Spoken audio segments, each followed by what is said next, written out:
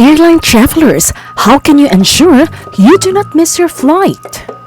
Remember, check-in counter closes.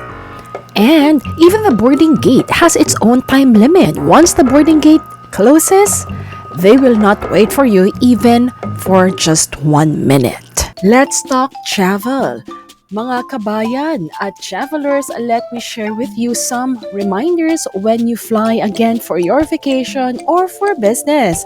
Nang sa gayon, maiwasan po na maiwan kayo ng eroplano or kung hindi naman po kaya ay makakommit ng action na hindi dapat at merong itong consequences based from the airline rules. So alamin na natin kung ano po ang mga ito.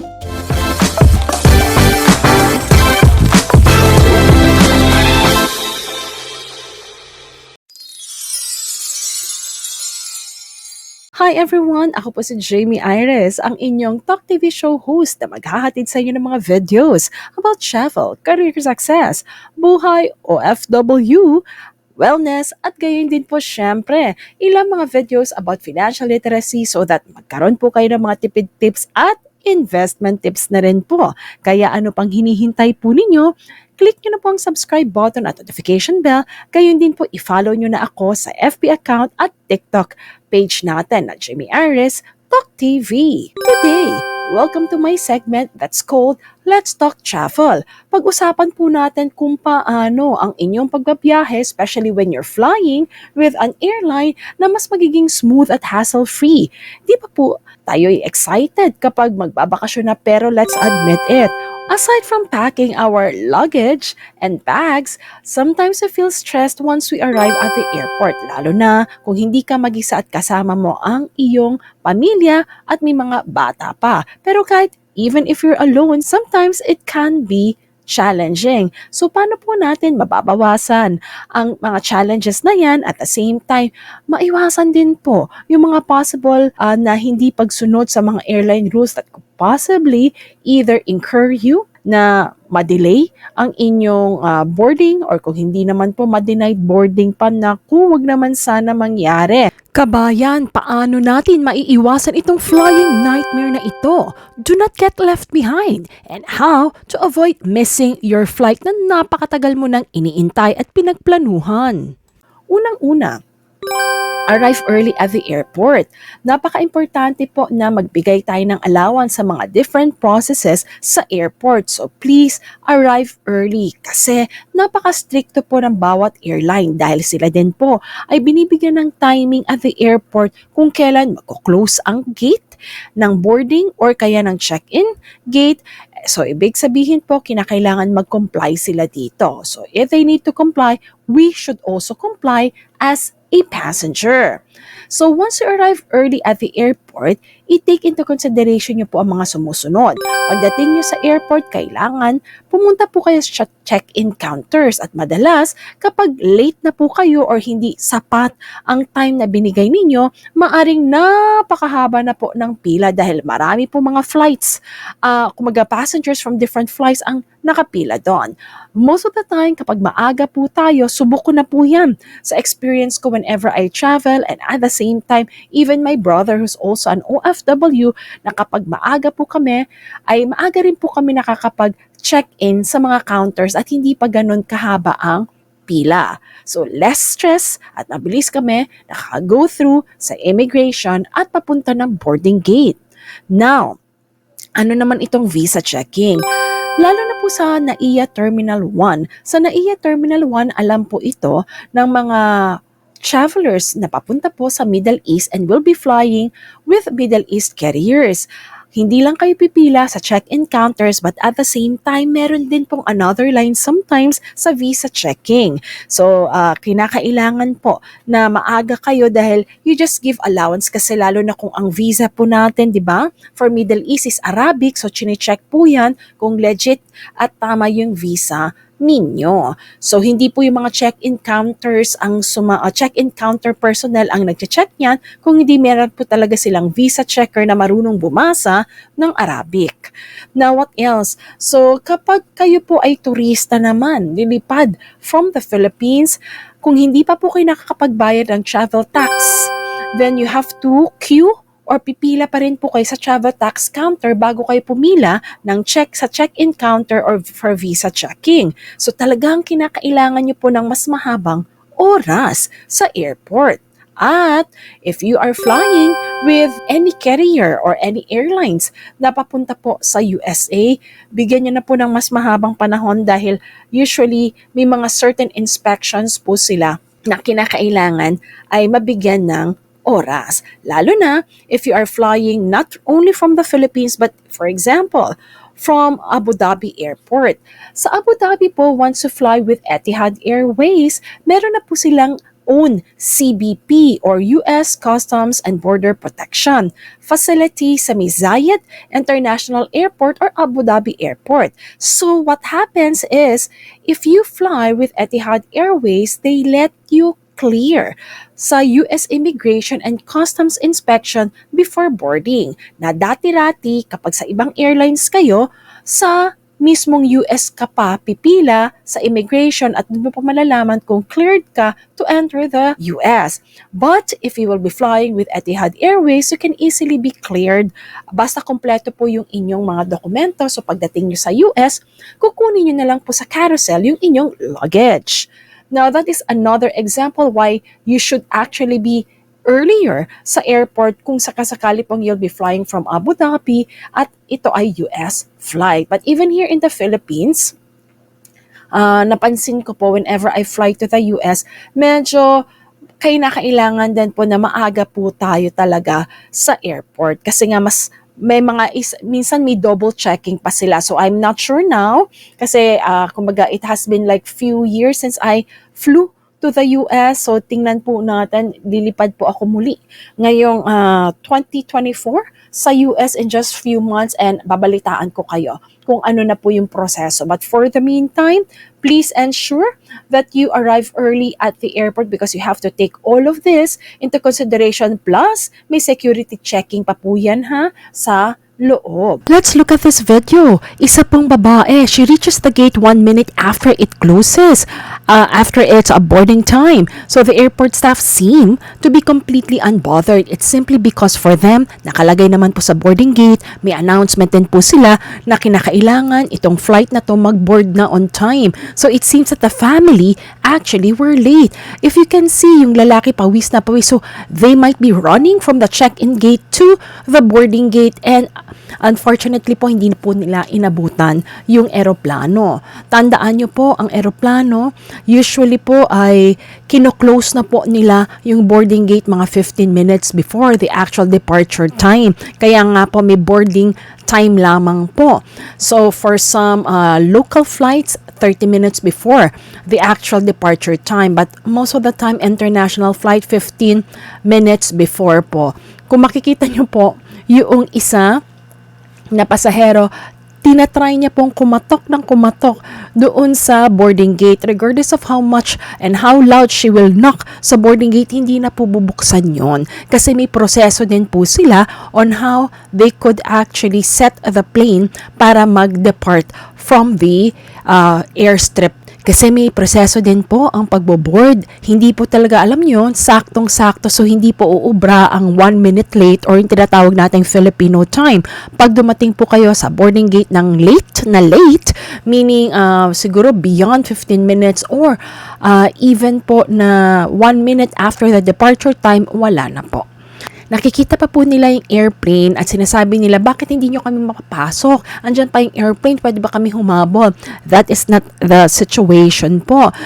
Dahil usually, just like what I've said, hindi porket nakikita po natin yung aeroplano na nandyan pa, kung tapos na po yung boarding time, hindi na po kayo papapasukin because now they have to perform the next process nang sa gayon ay mapalipad na ang aeroplano ang airport. Kasi po, strict sila when it comes to following the schedule. So, we also have to be very strict po when it comes to abiding by their timing. Kaya, it's better to arrive early at the airport kasi alam nyo naman po, napakahaba usually ng pila sa airport. Ito naman pong reminders from the Philippine Airlines and Cebu Pacific to all passengers. So, For the Philippine Airlines, para po at least hindi na ganun kahaba po yung i-allot nyo to arrive in the airport. Kung kayo po yung makakapag-online check-in, that will be quite great. So, ibig sabihin, pagdating nyo po sa airport, drop na lang po kayo ng inyong luggage at hindi na kayo pipila sa napaka-mahabang queue unless Middle East po ang inyong flight kasi kailangan pa rin i-check ang visa ninyo. But, okay, yung ibang mga flights naman po, pwede. So, within 24 hours po, magbubukas na ang online check-in ng Philippine Airlines. Iba po for different airlines kung kailan nagbubukas ng window ang kanilang online check-in. But for the Philippine Airlines, it's 24 hours before departure. They reminded passengers to be at the airport at least 3 hours if your flight is international and at least 2 hours for local flight. This is to give way, just like what was mentioned earlier, for airport check-in, for security checks, of course, immigration, and proceeding to the boarding gate.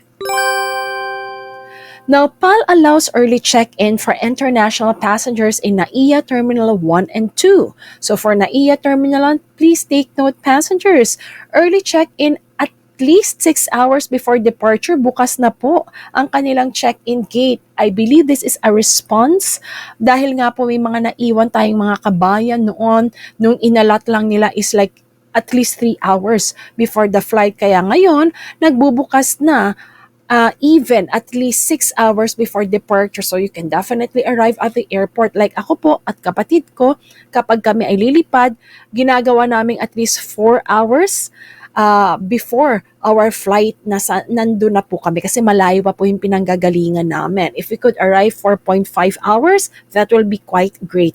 May mga matitigilan naman po doon kayo at ng pamilya ninyo. Like for example, mga fast food chain. So pwede naman pong migil po doon or doon sa mismong holding area where allowed po yung mga family. And for NAIA Terminal 2, early check-in is at least 5 hours before departure. Now, from the check-in gate, after passing through immigration and security, so there are some boarding gate reminders. Kung nakita po ninyo kanina, doon sa video, so 1 minute lang.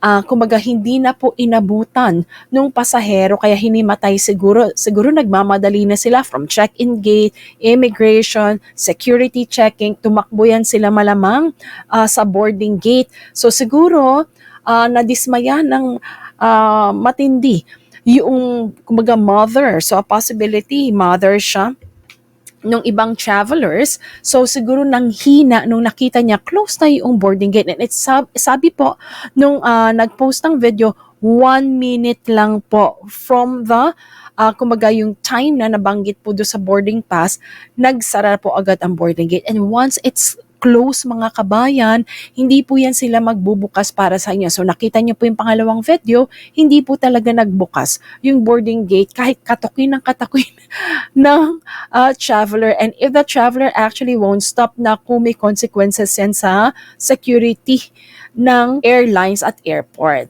Now, please be at the check-in counter, paalala namang ng Philippine Airlines, and the boarding gate before closing. So again, just like what I've said, may closing po ang check-in counter at boarding gates. So domestic flight, 45 minutes before departure, close na po. Sabi ng PAL, for international flight, 1 hour or 60 minutes before departure time. Except ang flight po papunta ng Zhuangzhou, closes 45 minutes before departure time. So mas maaga po yan. Always look at your boarding pass kasi naka-remind naman po dyan anong oras magko-close ang boarding gate. So boarding gate, 15 minutes before departure time, except for flights departing from Katiklan, where boarding gates closes 30 minutes before the time of flight departure. So ito po yung possible nangyari doon sa video. So sinasara na po agad ang gate 15 minutes before departure time. So wag po kayo maging buzzer beater na talagang saktong-sakto po kayo dadating sa boarding gate nang nakalagay po halimbawa within 60 minutes before departure time, agahan nyo po. Kasi nagsasara sila ng boarding or nung kasi may closing po yan sila, kumbaga closing gate procedure. So kailangan nakaboard na ang lahat. Sabi po nila, yung mismong departure time dapat nakaboard na ang lahat at sinasara nila ito 15 minutes before. Ayan. The only exception po is yung sa Katiklan, which it closes earlier, 30 minutes before the time of flight departure. So please, wag na masyadong kumbaga, dili-dali sa duty-free or wag na po kayo masyadong magtagal sa duty-free at mag-ikot-ikot sa airport. Kung kapusta yung time ninyo, make sure at least maaga po kayo sa boarding gate nang hindi mapagsaran. Ayan. At marami po yan kung kayo'y manonood po ng social media, makikita nyo po ang daming napagsaran o na-denied boarding. Nakalagpas sila sa immigration, pero pagdating sa boarding gate, hindi po sila nakarating on time. Not because they're late, maaga sila. Kaya nga lang, meron yung iba nakatulog. Meron po yun talaga. Paggising niya, wala na yung eroplano. Meron naman po na siguro nag-ikot-ikot muna siya doon sa mismong airport and then pagdating niya sa boarding gate, sarado na po. So kahit nakikita niya yung plane, nakikita niya yung airplane, pero nag-closing na po sila so hindi na pwedeng buksan yon. So ganun po sila ka-strict. So kahit umiyak, magalit, ang pasahero wala na pong magagawa. They have to follow strictly their rules. So please arrive early at the airport. For Cebu Pacific, on the other hand, for them, they say be at the airport early, 3 hours before your domestic flight and 4 hours before your international flight. For them, the check-in online opens within 48 hours before your flight. With that, mga kabayan, looking for that this actually helped you know what are the rules that you have to take into consideration once you actually fly. So muli po mga kabayan, if you find this video helpful and informative, please click like and I'm inviting you to subscribe to my channel and follow me sa FB at TikTok account ko.